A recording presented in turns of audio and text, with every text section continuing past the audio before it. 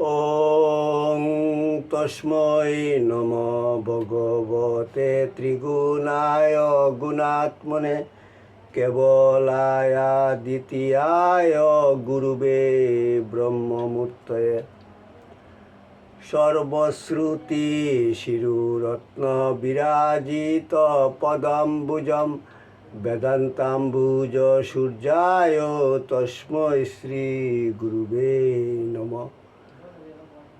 মুকং করোতি বাচালং পঙ্গুং লঙ্ঘয়তে গিরিম যৎকৃপা তমং বন্দে পরমানন্দ মাধবম। জয় গুরু, জয় গুরু, জয় গুরু। শ্রী মদন গোপাল মুখোপাধ্যায় লিখিত এবং শ্রীমৎ স্বামী সিদ্ধানন্দ সরস্বতী কর্তৃক প্রকাশিত ব্রহ্মানন্দ গিরি পুস্তক থেকে পাঠ। ঠাকুর, তোমার শ্রী গ্রন্থ পাঠ তোমার শ্রীচরণেই সমর্পণ করিলাম। নত্তা নিগমানন্দস্য গুরু শ্রীপাদ পঙ্কজম তনুমি তৎকথামৃতম তপ্ত জীবন শীতলম। পূর্বপাঠের পর এইরূপী হয় যে মহাবিদ্যার এক কণামাত্র কৃপা প্রাপ্ত হইলে জীব ধন্য হইয়া যায়। অধুনা সামান্যা নারীরূপিণী সেই মহামায়ার মতানুবর্তন করা ছাড়া ব্রহ্মানন্দের গত্যন্তর ছিল না। তাই তিনি সর্ববিষয়ে মহাময়ী মহামায়ার আদেশ উপদেশ মতো কার্য করিতে প্রতিশ্রুত হইলেন। রমণী আবার বলিলেন, শুনো ঠাকুর, বিবাহের পর তোমাকে সংসারে কোনো চিন্তাই করতে হবে না। প্রাণ ভরে সংসার উপভোগ করবে। কিন্তু একটা কথা তোমায় যেন স্মরণ থাকে, আমাকে কখনো অনাদর করতে পারবে না। আমি অনাদর সহ্য করতে পারি না। অনাদর করলেই আমি চলে যাব। একথা যেন তোমার সর্বদা স্মরণ থাকে। ব্রহ্মানন্দ ঘাড় নাড়িয়া তাহাতেও সম্মতি দিলেন। পরে বলিলেন, তোমাকে কি বলে ডাকব? রমণী কহিলেন, আমার নাম পার্বতী। সে যুগে এ যুগে ওই একই নাম। এখনও তো পর্বতবাসিনী আছি। এখানে সকলে আমাকে পারু বলে ডাকে, তুমিও তাই বলে ডাকবে। যাও, এখন একটু ঘুমাও গিয়ে, কাল অনেক কাজ আছে। ব্রহ্মানন্দ উঠিলেন, নিজের নির্দিষ্ট শয্যায় গিয়া শয়ন করিলেন এবং অল্পকাল মধ্যেই নিদ্রিত হইয়া পড়িলেন। জগন্মাতাও স্বীয় নরলীলার রঙ্গিন কল্পনা লইয়া নারীত্বের নারীদেহে শয্যায় শায়িত করিলেন এবং মুহূর্ত মধ্যেই নিদ্রিত হইয়া পড়িলেন। গত রাত্রি মধুর স্মৃতি লইয়া উভয়ই অতি প্রত্যুষে গাত্রোত্থান করিলেন। যথারীতি প্রাতকৃত্য সমাপন হইল। পার্বতী একজন গ্রাম্য যুবককে ডাকিয়া আনিলেন। ব্রহ্মানন্দকে কহিলেন, এর সঙ্গে তোমাকে গ্রামান্তরে যেতে হবে। বেশি দূর নয়, ওই দুর্গাপুর গ্রাম দেখা যাচ্ছে। ওখানে আমাদের জমিদার মহাশয় বাস করেন। তিনিও এখানকার সমাজপতি। আমাদের বিবাহের জন্য তার অনুমতি নিতে হবে। এই মোহরটি নাও, তার সম্মান দিতে হবে। তিনি যেমন আদেশ উপদেশ দেন সেই মতো কাজ করতে হবে। মোট কথা, তার এই বিবাহ প্রস্তাব সমর্থন করা চাই। তাকে বলো আমি এই বিবাহে সম্মতা আছি, তাহলে আর বিশেষ কোনো আপত্তি হবে না। ব্রহ্মানন্দ সত্বর প্রস্তুত হইয়া যুবকটির সহিত দুর্গাপুর অভিমুখে রওনা হইলেন। বর্তমান কুমিল্লা শহরের অনতিদূরে এই দুর্গাপুর গ্রাম আজিও বর্তমান আছে।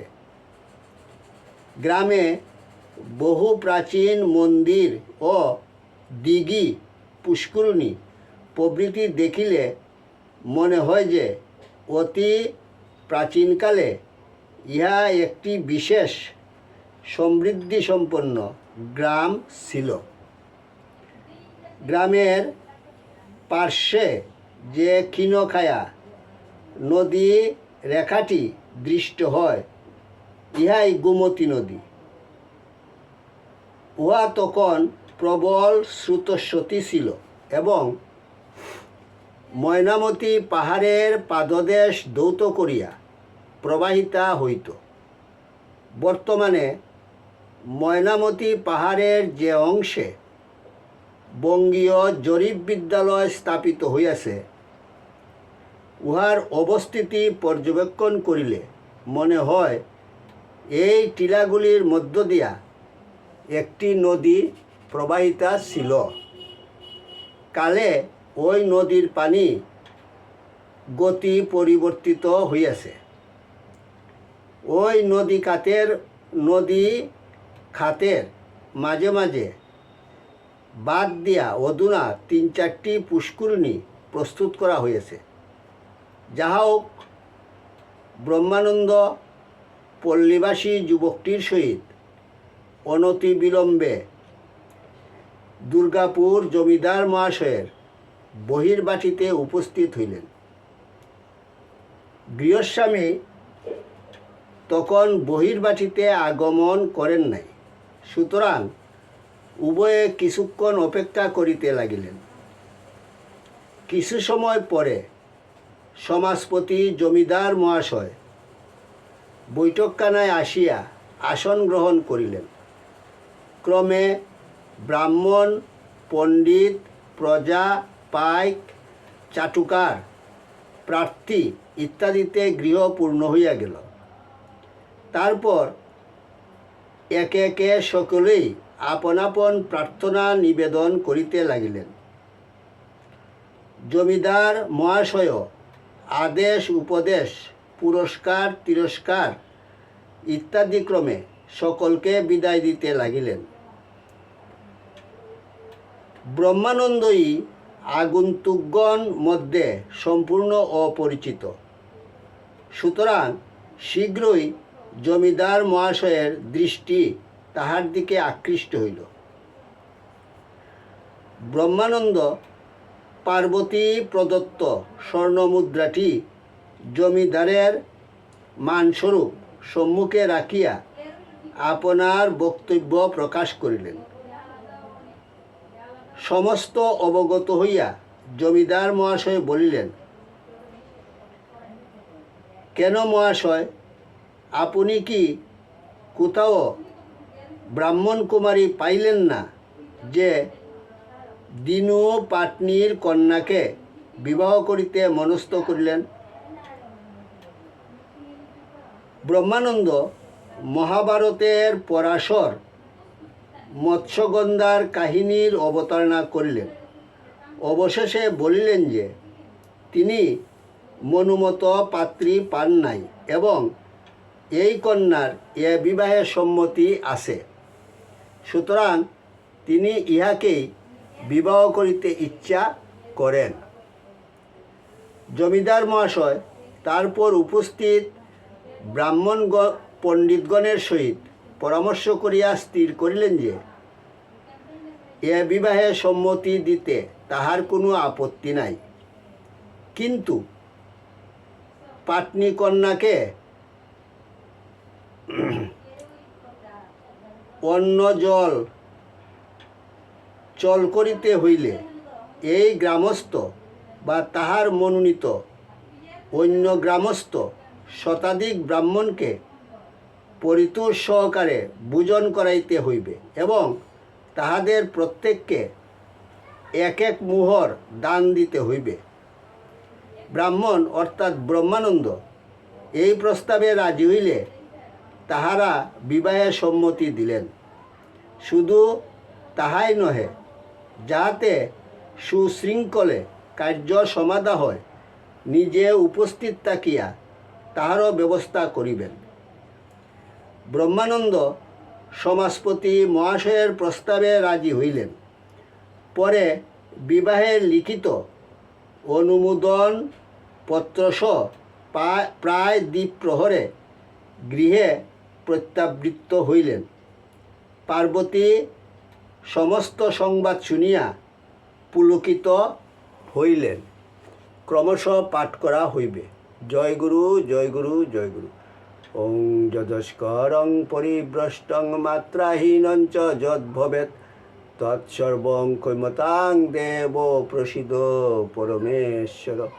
সর্বে ভবন্তু সুখিনঃ, সর্বে সন্তু নিরাময়া, সর্বে ভদ্রাণি পশ্যন্তু মা কশ্চিৎ দুঃখভাগ ভবেৎ। ওং শান্তি শান্তি শান্তি। হরির তৎসৎ।